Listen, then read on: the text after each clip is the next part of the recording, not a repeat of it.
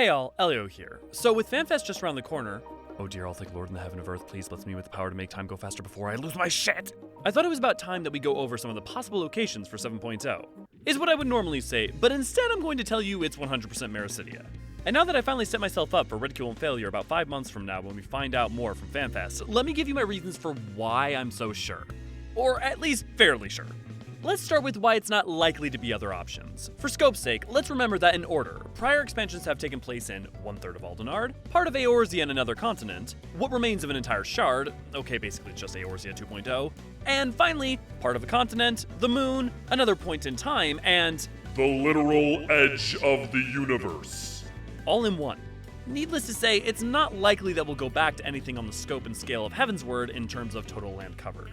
So then, what are the possible other locations to set an expansion in? Well, it's important that the region has enough size for 6 maps, as that's been the trend so far from Heavensward to Endwalker, and there's no implication that they'd mess around with their structure and pipeline, now that they've gotten it down and into a groove. And if they did, it would not be to decrease the amount of maps. Beyond that, it's worth remembering that the reason Stormblood didn't all take place in Girabanya was because the lore keepers literally told the writers, yeah, like, that place is like 3 mulms wide and there's no way we could put a full expansion there. And that's how we ended up getting Othard as well. So, if that is the size and scale we're looking at, then one obvious choice would be the New World, as its landmass is about the size of a Gigatender's caked up rear end. But the problem is that there's frankly pretty weak setup for it. Beyond some mostly minor things like native foodstuffs, such as Popitos, Merlib charting a course across the Indigo Deep in her youth, Kentim Ram the Blue Mage's Quest, you know I'm seeing a water-hued pattern here, and the absolute troll that is Lorenz, there isn't a ton in the way of setting us up to go there or have strong ties or reasons other than exploration, I suppose? At least for now. There is one other major reference, but we'll get there. That said, 5.4 trying to bring the relationships of Lymphs and the Beast Tribes to a head and have them find a new way forward could be fuel to that fire, but you could also point out it's more just setting up for the Eorzean Alliance in 5.55. Either way, while it's only a matter of time before we check out the totally not Americas, 7.0 is probably not it, at least based on the evidence currently. If not this star, then how about another? In the last expansion, we did just basically acquire a fully functional spaceship, didn't we? And beyond going to the literal edge of the universe, there have been quite a few references to other stars throughout the MSQ, like the Dragon Star. While I think traveling off of Theris again is something that will happen eventually, I don't think it's like to be 7.0. We just had one cosmic expansion with timey-wimey moments on Elpis, and 2 extraterrestrial maps with Mare Lamentorum and Ultima Thule. And the expansion before that was entirely off of the source. As to if you want to count that as not being on the same star is a lore-based headache that I'd rather not get into at the moment. Do they occupy overlapping physical space, or are they separated? Oda and Koji, I beseech you to answer my prayers! And besides, why travel off-world when we have 2 giant-ass continents here ready to go? Okay then, what about going to another reflection? This is possible, but like I said, we not too long ago had an entire expansion doing this. And now, in Point X, we're not only focused on another reflection with the 13th, but we've gone there as well. Yoshi P has stated his love for surprising us and for not letting things get too stale, and I think that would apply here. Though, with only 4 reflections remaining to explore in the 4th, 8th, 9th, and 11th, it is an enticing pool of worlds to see. And there is one other particular nod towards going other reflections, but again, we'll get there. What about the topic at hand with Meracydia? Now that we're multiple minutes into the video, where do I begin? Why don't we quick cover what Meracydia is for those who aren't in the know? South of the 3 great continents, past the equatorial line of Atheris, is a giant landmass that is Meracydia. If Eorzea is Western Europe, roughly, Ilsabard is Eastern Europe, broadly, Othard is Asia, in general, and the New World is Americas, basically, then Meracydia is Australia, probably. It might be Africa too, it's not super clear. Anyways, home to native tribal groups like Tree People and Centaur-like Demon People who help Square capture the rest of the scaly demographic that Alra don't. Between prehistory and the Second Astral Era, the dragons Tiamat and Bahamut came to Meracydia. Then, in the Second Astral Era, around 6,000 to 8,000-ish years ago, some amount of the playable races came and split up Meracydia into different nations, and began to war until Bahamut took up tanking and interjected and negotiated a peace. But then, in the Third Astral Era about 5,000 years ago, Alag, led by Xande, came in with their etherochemical armies to conquer all of the continent, to which the people of Meracydia fought back, including summoning primals, which Alag then captured, like we see with the Warring Triad. They literally stole their gods. When the dragons started kicking their itty-bitty teeny-weeny Allagan techno-fascist bikinis, the Allagans did what they do best and ruined everything, by killing Bahamut. From there, the Ascians tricked Tiamat into summoning the Elder Primal Bahamut, which went on to have a few impacts in the future. Allag then made a pact with the Cloud of Darkness and was given an army of Void Scent which they flooded Meracydia with, until they overwhelmed the Meracydians and Bahamut, capturing and storing him in Dalamud to use as an Energizer Bunny for Allag's civilization. In the current day, no one is exactly sure of the state of the continent of Meracydia. What we do know is that some areas are still uninhabitable, but the level to which the continent is healed or repopulated in the intervening 5,000 years isn't made any easier to solve, since its people tend to attack almost anyone who tries to investigate its shores. Are there many Void Scents still there? Yep. Etherichemical nightmares? Most likely. Eldritch abominations that will continue Ishikawa's bizarre fascination with body horror and breaking our hearts? Bring it on. Booyah.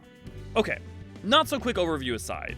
When has Meracydia come up in game exactly? Well, from 1.0 to present day, it has shown up in some way in every expansion. And while the original version of this script was about double the length since I explained each and every example, I instead pulled an Umbral Calamity on the word count, so you'll just have to trust me. What is important is to remind you about the Meracydian dragons keeping Bahamut alive in the Binding Coils and their tragedy, the Crystal Tower and how Xande made a pact with the Cloud of Darkness, creating a Void Gate in the tower, Tiamat being trapped in Azys Law after what happened in Meracydia, and Unukel High in the Warring Triad questline, and how that directly ties into both Meracydia with the three primals and their followers, and the Void, thanks to Unukel High being from the Fallen 13th reflection of Atheris. If you have not played any of these, or do not remember them, go check out some of our synopses, or use the handy-dandy New Game Plus feature that the devs worked so very hard on. Or do what most of us do and make another alt. If it seems like I'm rattling off a lot of history, I am going somewhere with this, but it takes a lot of context to see where I'm leading. Maybe it's better that I give an example of why past context helps predict future content in 14. Historically in Final Fantasy XIV, the devs do quite a bit to set up future events, usually at least 2 expansions ahead of time. Whether it be Yugiri and ARR patch content, patch 3.4 effectively acting as the prologue to 5.0, 4.4 and 5.0 setting up the background with Garlemald for 6.0, or any other number of examples. While 6.x is paced more like 2.x, and not doing the standard since Heavensward of having patch 0.1 through 0.3 acting as an epilogue, and loosely 0.4 through 0.5 as a setup for the next expansion, these general trends of pre-planning have held true since there has been patch content itself. That's where 5.5 comes in, with the freeing of Tiamat, Lunar Bahamut, and the Battle of Paglethon. While as a single instance it's cool, it's one more time they are bringing up Meracydia and its legacy, and actively moving the people involved with it to center stage. Now free of her bindings and tempering, what might Tiamat do other than return home and try to set things right, claiming her intent to do as much for her children during the MSQ. While we're talking about 5.0 and X, that's also where we see content like the Shadowbringers role quests, which not only show us that the Void can connect to the Source and the First through the Mage role quest, it can also act as a sort of terminus, in theory. It's also the return of Unukel High and the introduction of another denizen of the 13th, Silva. The focus on both Meracydia and the Void doesn't stop there though. In fact, we're only getting started. While there are idle mentions of Meracydia in 6.0, the biggest nod is at its climax from Emmett Selk, who gives us these lines in Ultima Thule. Have you been to the ruins beneath the waters of the Bounty? Or the treasure islands beyond the frozen waters of Blind Frost in Offerd's north? The fabled golden cities of the New World? The sacred sites of the forgotten people of the South Sea Isles? What about Meracydia, the southern continent? Do you know aught of its present state of affairs? Even of your little Eorzea, you know precious little. The true identities of the 12, for instance. All of which is to say, expand your horizons, go forth, and seek discovery. Some of the civilizations in the reflections will surprise you. Of these things, we have already discovered 2 in our 6.x adventures, with the identity of the 12 and the ruins beneath the Bounty in Alzadal's legacy. The others being the Blind Frost, Golden Cities of the New World, the Civilizations of the Reflections, and Meracydia. And since we went over why the New World and Reflections aren't as likely, specifically for 7.0, and the Blind Frost isn't exactly an expansion-level region, that leaves Meracydia and its present state of affairs. Now, I admit, at this point you could easily counter with, well, 5.4 was about Limsa and Emmett Selk mentions the New World and Reflections. And sure, okay, there are stronger points towards those 2 than I am making it seem in some ways. But what really sells me on Meracydia has been the plot of 6.x. So far, what are the 3 things that have been tied to Meracydia? Dragons with Tiamat and Bahamut, Allag and the Scars of War through the Warring Triad and Xande and his conquests, and the Void through Unukel High and Void Scent. And what has 6.x been about? dragons in Vritra and Hydaelyn, the scars of Garlemald and of the Contra Memoria on the 13th with the Garleans and Zero, and the Void with Golbez, the Fiends, and, going to the literal Void.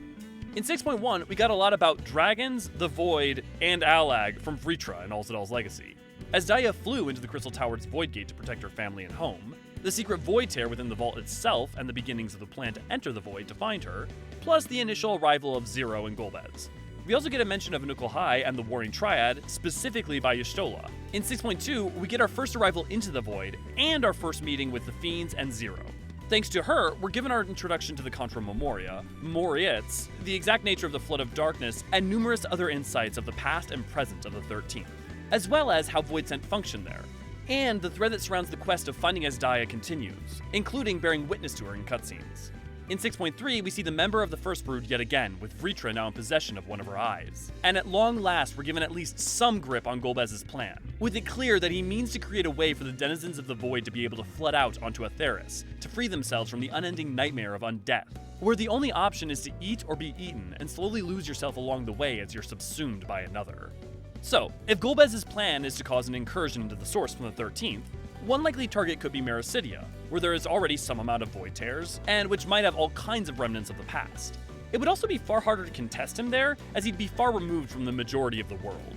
Which, to be fair, that last bit is technically true of the New World as well to an extent. However, there is active trade and travel between Eorzea and the New World. So, the patches keep hitting harder and harder on things that are tied to the legacy and history of Meracydia, whereas they don't hit on anything related to any of the other locales.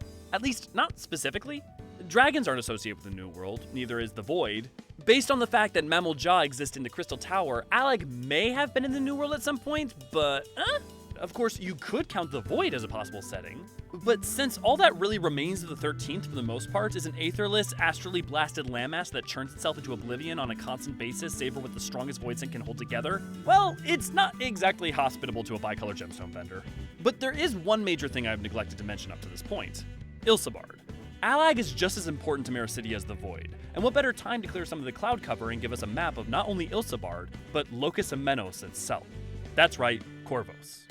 Situated in the Bounty, referenced in the final Endwalker world quest, and countless times elsewhere, like the Reaper questline, Corvos is also home to the most important thing in the world, the G-Tribe. I mean ancient Allagan secrets. Being one of the 6 maps, and a potential launching point for travel further south, means that Corvos fits snugly into a Meracydian expansion. And with all we mentioned, and the addition of content like Eureka Orthos, Allag seems to be on the minds of the devs. Now, with the grounded defenses over and done with, shall I hop into my rampant speculation that borders on the edge of fanon, but teeters ever so slightly away from the edge of that abyssal precipice only by the sheer fact that I don't actually allow myself to claim its veracity as anything other than the rantings of a madman? Yes? Good. So, what might the expansion look like? Well, 1 to 2 maps of Ilsabard could expand the borders of our world and help us deal with something thematically to do with the scars of war, both with the fallout of Garlemald and with the past secrets and legacy of Allag and Corvos. Since we know there was a recently crushed uprising there, I'm pretty sure the Corvosi still have some deep-seated desire for vengeance in their blood that we're gonna need to resolve at some point. With Meracydia acting as 3 to 4 maps, we could see all the different tribal groups related to the Warring Triad, and get to engage with a broad swath of locals. Heck, 2 of the tribal groups are already accounted for. Now, the wildcard could be something like at least 1 map that does take place in the Void. With the being of strong enough power, I'm sure at least 1 map could be justifiable. And maybe the foreshadowing in the background of the MSQ that Y'shtola is seeking to turn the 13th into a terminus to travel cross reflections will come to a head. Not only to secure future travel to the remaining reflections, but more importantly, so she can return to her stupendous furry boyfriend. The Void itself, if not reclaimed, may be set on a path to reclamation, just like the Empty was with Eden, though the requirements to do so may be far more complex. Finding a path to purgation for the Voidsent that doesn't involve Golbez's plan may still be on the cards. But with the hints of deeper motives beyond Golbez's initial plan, it's hard to even say for sure what shape the story might take beyond what seems obvious. Who or what even is Golbez? A raised Ascian who spent his time on the 13th? The shard and aether of a fragment of Zodiark given will and form? The fragment of a Zem of the 13th? Please don't be that one. Or someone completely disconnected from all the standard preconceptions? One day we will know, and perhaps you watching this already do. Lucky you. But that is all conjecture for another time. Or another video. With 2 main patches left of the story, and the delight the writing team seems to take in zigging when we think they'll zag, The only thing I'm holding my breath for is the comments on this video that will be made 2 years from now, either lauding my 12th level elves in intellect, or dunking on my giraffe neck noggin. I would go on longer, but for now, we'll call it there. What do you think? Is my confidence poorly placed? Would you prefer to see somewhere else? Let me know down below. And while you're waiting for the newest patch, why not check out some of our other videos? And, as always, Archons, stay safe. Thanks for watching. Hey all, thanks for watching. If you enjoyed this video, praise the 12 by giving it a like and comment, or by subscribing. It goes a long way to helping the channel. Don't forget, new videos every week, and if you want to engage with us further, why not check out our Discord and Patreon in the link below and become a part of our community. With that said, see you around, fellow Archons.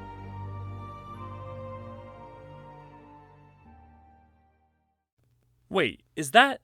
No, it couldn't be. It is! Meracydia confirmed! Ah, crap, I forgot to talk about the South Sea Isles. Well, at least no one plays Lalafell anyway. And besides, it's not like it's gonna be the A or B city in the next expansion or something.